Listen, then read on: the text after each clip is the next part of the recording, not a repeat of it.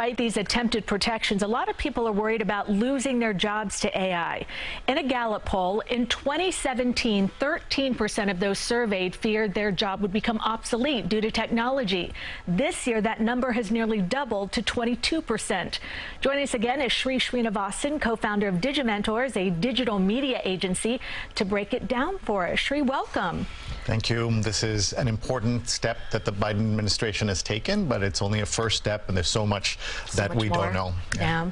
How concerned should we be about AI taking over our jobs? Yeah, there's a terrific writer named Daniel Pink who says that humans will not be replaced by AI, but humans using AI will replace humans not using AI, meaning in jobs where AI can be used, the humans who know how to use it will have a chance to thrive, whereas humans who are scared or don't want to use it or don't know how to use it, they will not have jobs. I mean, it's kind of like the way people reacted to the internet. You know, I don't want to do this, and now, you know, some of the older generations, you know, they may not be able to do what we're doing today. That's right. So, all right, are there certain types of jobs that are more at risk of being taken over by AI? I think any job where you see the word analyst, any job where there is a need to just gather information, analyze information, look at things, that is susceptible. Surprisingly, jobs like coding, where we were told 5-10 years ago everybody should learn how to code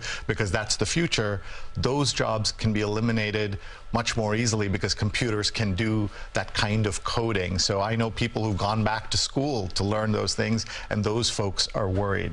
Oh my goodness. What about careers that won't be affected as much? I think a lot of jobs in the healthcare sector will not be affected as much.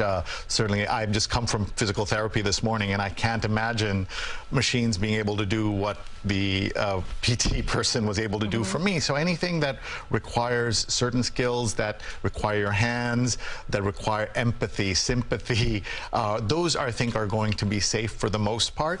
But any industry can have disruption. It may just mean that there are fewer of those jobs. That doesn't mean all jobs are going to be eliminated in certain sectors, but there are just going to be fewer of them, and people will have to do kind of higher level jobs. Graphic designers are a great example.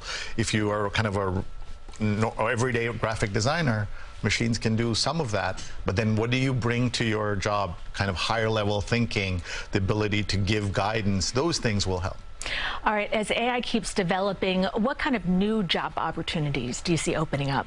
I think there's going to be things that we are not familiar with today that you will see on job resumes, on job descriptions, things like prompt engineering. Prompts are what you write into ChatGPT or any other tool to talk to the computer. That's called a prompt, and prompt engineering or advanced prompt writing skills are going to be important.